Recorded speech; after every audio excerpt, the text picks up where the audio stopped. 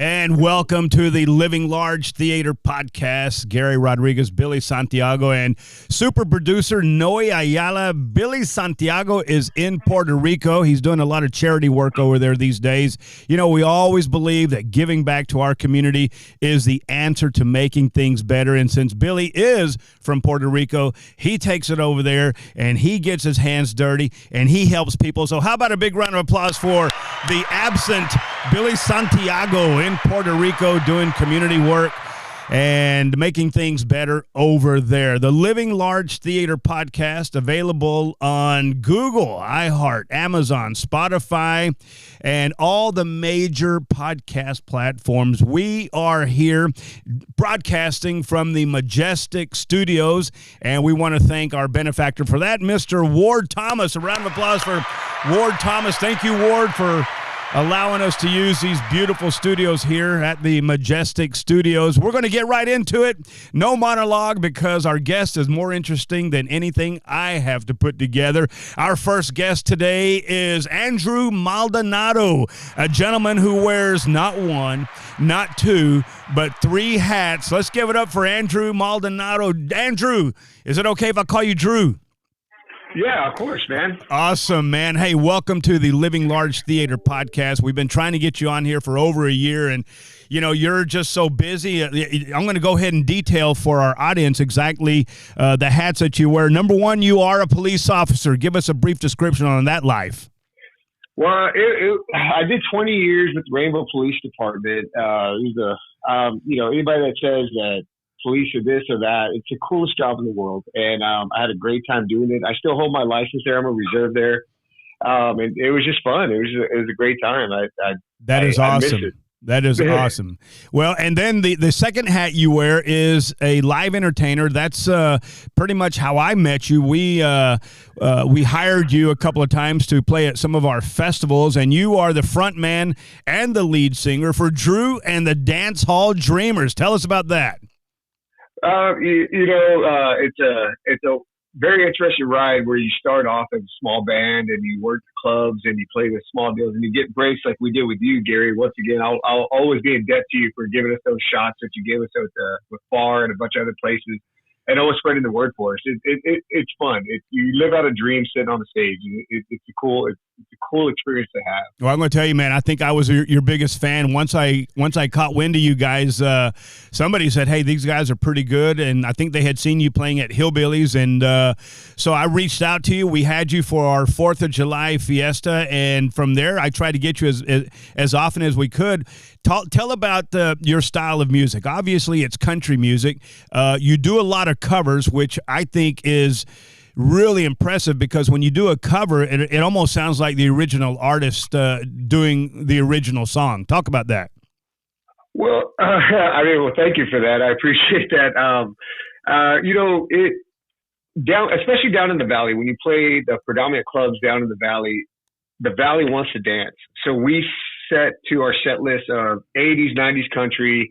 They want their Randy Rogers. They want their Kevin Fowlers. So, we stick to those kind of genres. I love to play everything. I grew up, on Tejano music and everything like that. Just not real good at singing it. So I like to stick to the 80s, 90s. Of course, my favorites are Jones, Haggard, Hank Williams Jr. I love doing that stuff, and you can mix that in.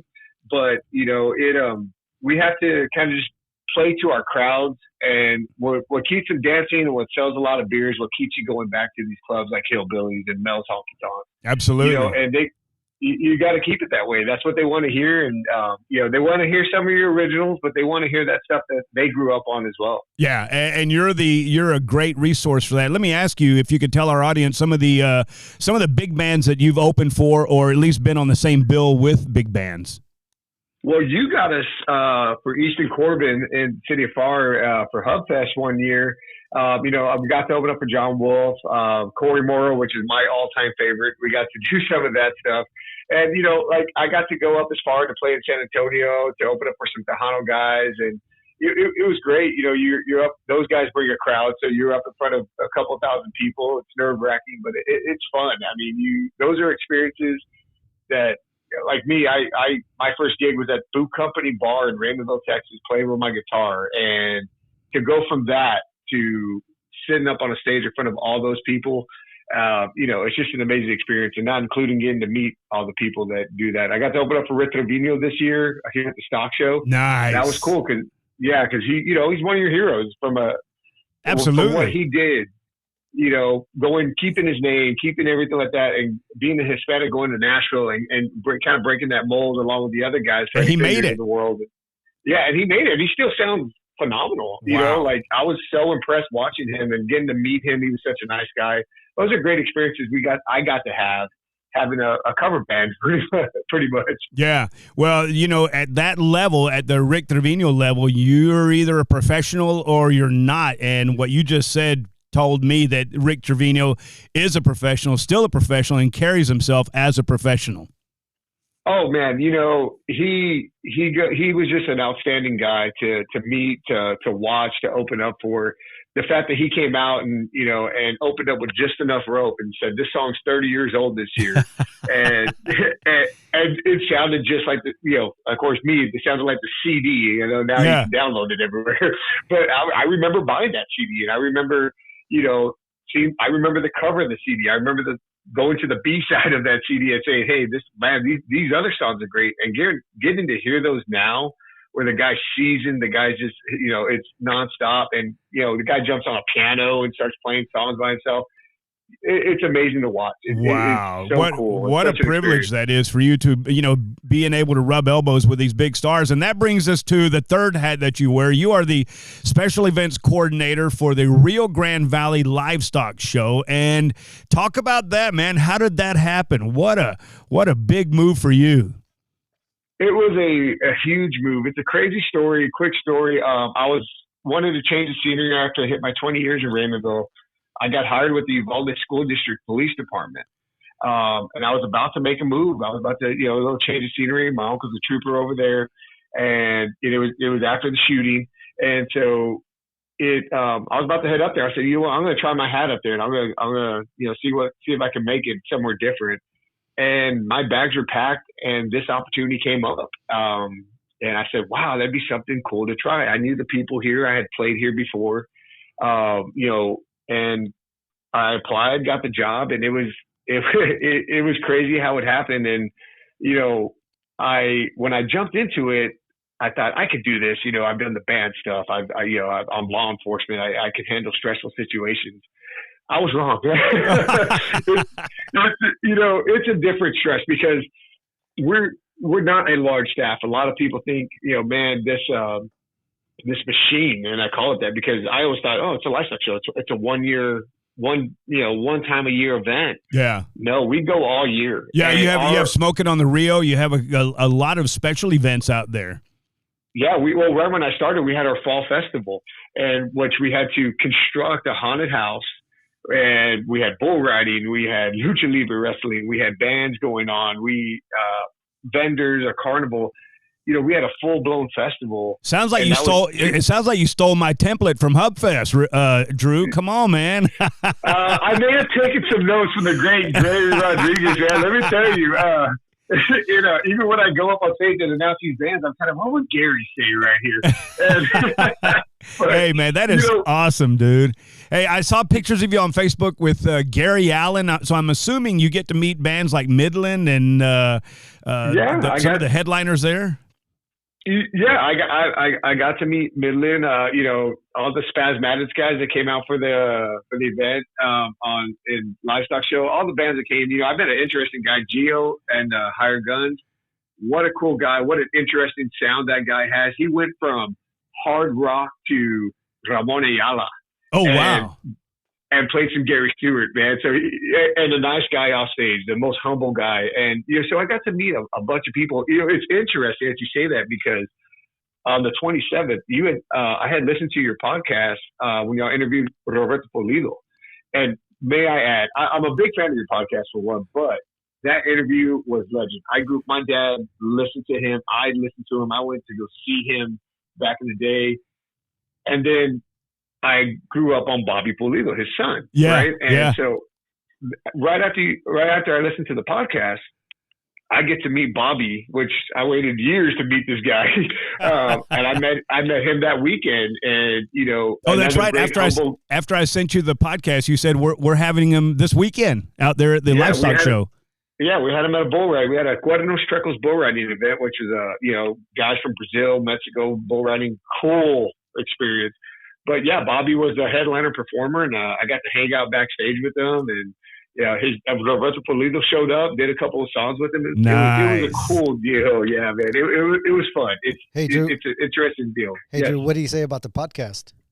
I mentioned that. I honestly did. I said, hey, I just heard your dad on the podcast a couple of years. Oh, really? He goes, well, he had gigged in Acapulco the night before he came and gigged over here. Yeah. He's like, man, I told him all about it. Like, and I'm seriously, and I'm not saying this because I'm on your podcast, but I am a big fan. I listen to y'all when I work out, when I'm running. Thank you, brother. I've always been a big fan of yours. Cool topics. I've always been a big fan of yours. Hearing you and Billy when y'all were back on the radio and stuff like that, it's such a familiar voice that comes back to it, and it's interesting, man. The topics that y'all bring up, down to fishing, to music, to everything. We're having fun, and we've been trying to get you on here for a year, and man, your development, your opportunities, and your successes just blow me away, and I think you're truly blessed. Talk about your kid right quick. You got 2 girls and a boy? Yeah, man, I got 2 teenage daughters. That's crazy enough to say. They're the most beautiful things in the world. And, I'm dad, number 1. Number 2, mostly the top hat I wear with my daughters is their debit card. So that's, that's pretty much all I've needed for at this point in their life. But, those girls have taught me how to be a father. And my son's a little younger. He just turned 6 in April. And, as much as I love my girls, they're daddy's girls, and I kill myself for them. Me and that little boy are best friends. And that's the guy I rely on, the guy I go talk to. And he's 6 years old, but that's okay because I have the same mentality. I'm a 6-year-old at heart. And, that kid, those kids mean everything to me. They get the greatest thing about this job at the stock show. They would always go to my TV events and stuff like that, but they couldn't go to work with you.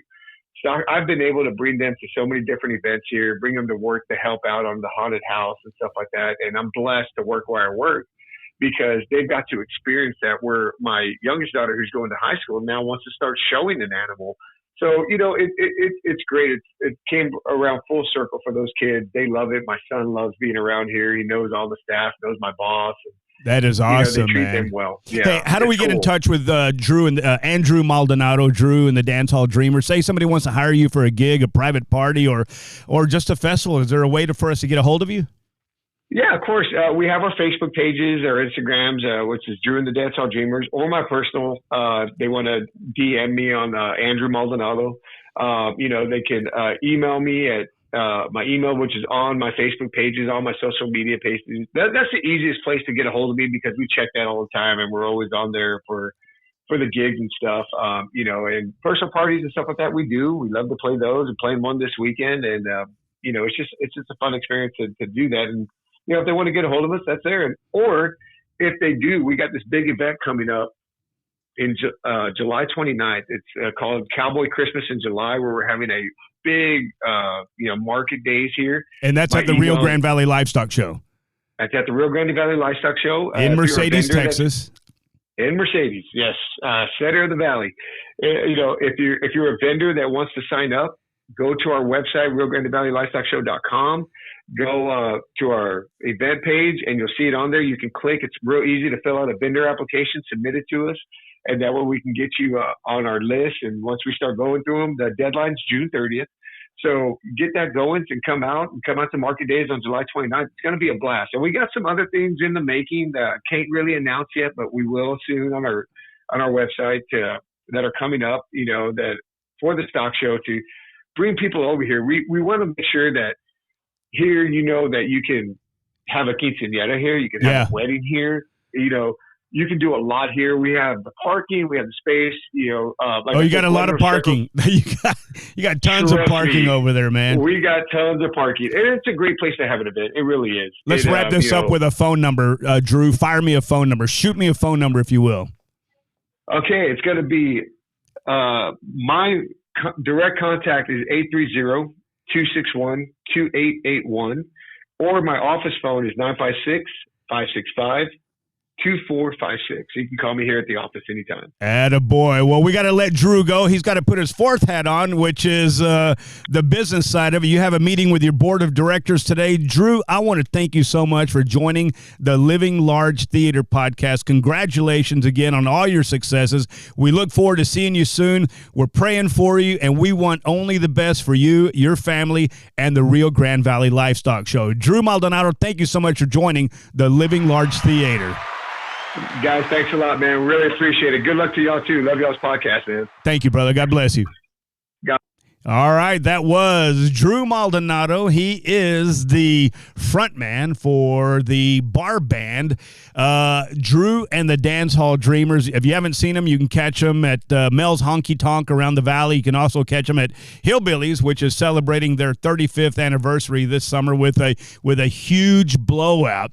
And as we prepare to get our second guest on the line, we'll go over a couple of points here. I don't know what's going on up in Canada, but seems like they have wildfires just going out of control, and they are blowing in all kinds of messy, dirty wind into the New York area. I saw a picture, and New York's kind of, on the downside anyway, but yesterday it looked like it was just shrouded in some sort of an orange mist, and it was really, really, really tough, and they're having a hard go of it, and the forest fires continue to rage on in Canada. Once again, the Living Large Theater podcast, Billy Santiago, Gary Rodriguez, super producer, Noe Ayala. Noe is here. Billy is in Puerto Rico, and he is doing his charity work over there, making sure that things are well, we miss you anyway. Our next guest is a gentleman I met on the internet. You know, I was looking to make some investments, and I wanted to try to find out what was going on with this cryptocurrency and Bitcoin and Dogecoin and all that. And, you know, as a layman, I have absolutely no idea of where it begins, where it is, or where it ends, and what the possibilities are. So just doing some rudimentary research on the internet, I came across a gentleman who is named Charles Voltron, and Charles Voltron is joining us right now on the Living Large Theater podcast, and of course he is out of town. I believe he is up in the Dallas area, which is where he was when I found him online. Charles Voltron, do we have you on the line here? Charles? Well, we're going to try again here. Charles Voltron, come in. Here, he's got... Charles Voltron has founded 3 successful tech ventures. He's a blockchain technologist. He's a coder and a C-level technical leader with over 18 years of experience. Charles, do we have you on the line yet? If not, it's my fault. Charles has been actively involved in the blockchain industry since 2015 as a developer and technical team leader. He's held the roles of CTO, which for you in Puerto Rico is Chief Technology Officer, and he's also been a technical advisor for several blockchain ventures with a focus on technical strategy, crypto economics, product development, and software architecture. That is our next guest on the Living Large Theater podcast. His name, once again, Charles Voltron. And let me tell you, life is a journey. You never stop learning. When I started looking for information on cryptocurrency, this is the guy that I landed on, Charles Voltron, up in the Dallas area. Charles Voltron, do we have you on the line? Charles? All right. Well, we're going to, I'll tell you what. Trust me, I can talk. You have reached the maximum time permitted for recording your message. If you're satisfied with the message, press. I guess we lost him, man. I don't know what happened. My goodness. Let me see if I can get him back on here. Okay, Charles Voltron. We left him a good message, though. Yeah, we did. It was awful. He heard the podcast. Billy, you had one job. Oh, my goodness. Okay. There you go. Okay, so this is the Living Large Theater podcast. We're trying to get our second guest, Charles Voltron, expert in cryptocurrency. Noe's calling again. You know, these things happen when you're on live. In the meantime, we're going to talk about a couple of things. I guess Chris Christie's gotten into the race now for the Republican nomination for president, so he joins a pretty crowded field. Donald Trump, let me see, Nikki Haley. I don't think Ron DeSantis has entered officially yet.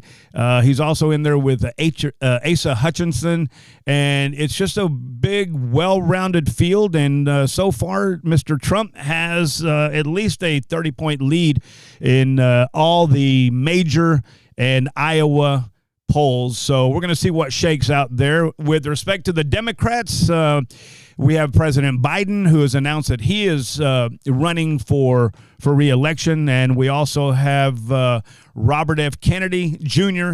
and Marianne Williamson. My confusion is on the Marianne Williamson candidate. Really don't have a lot of background on her, and right now they're doing a lot of reporting that Biden just may not be up to it. He fell down at the Air Force Academy graduation the other day, and I saw what he was just about to do. He was just about to break into that fake run he does, where he pumps his elbows back and forth maybe 2 or 3 times, and boom, he went down, and he pulled, this is my move, President Biden. When I trip, I always turn around and I point to the floor as if there was a magic dragon down there hiding in the tile, and it just reached up and grabbed my foot and tripped me. It wasn't my fault. And so the president did that, looking down at the floor and pointing at something, and a couple of Air Force generals helped him up. Well, they were generals. I just learned that today they've been demoted to privates for letting him fall down. And, that's a shame. That's a shame. Really wasn't their fault. Biden needs to stop trying to break into that little fake run that he does, but he is the president. And speaking of being up there, we have James Comer from the House of Representatives. He is today, they are engaging in, let me see, what is it?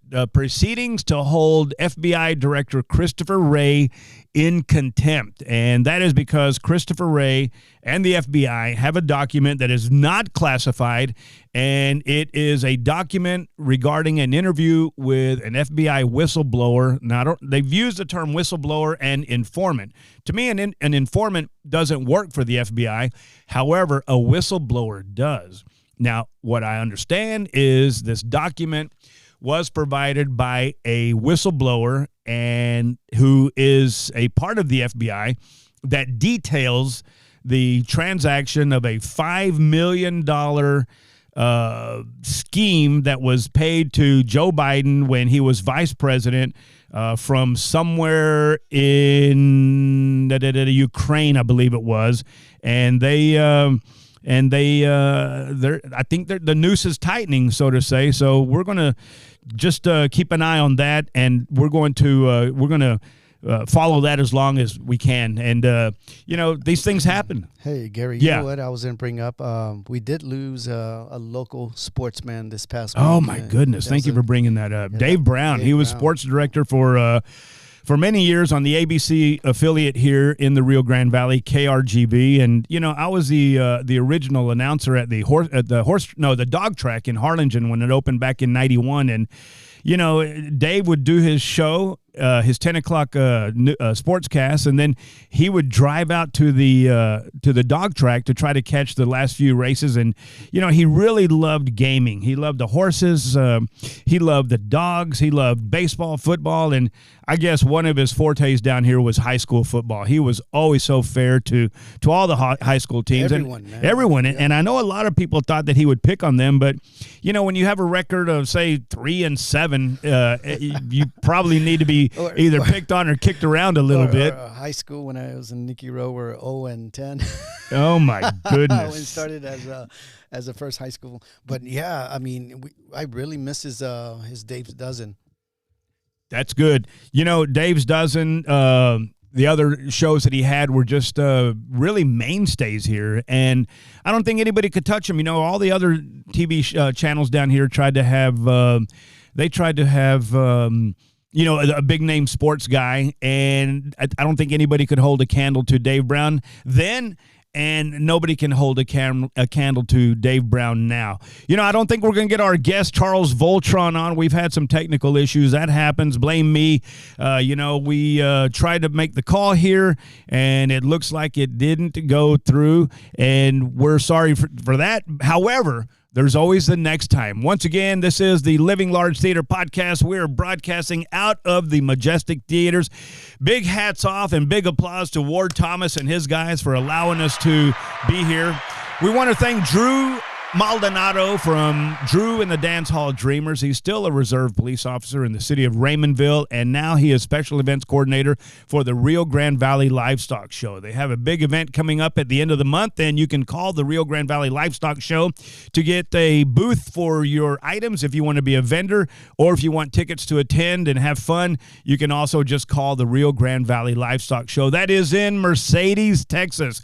We're going to bring Charles Voltron on next time here on the Living Large Theater Podcast. We hope you enjoyed our conversation with Drew Maldonado. We hope you make it out to the Rio Grande Valley Livestock Show, and we hope you keep living absolutely large on the Living Large Theater Podcast with Gary Rodriguez, Billy Santiago, and super producer Noe Ayala. Also, don't forget to listen up on July 1st.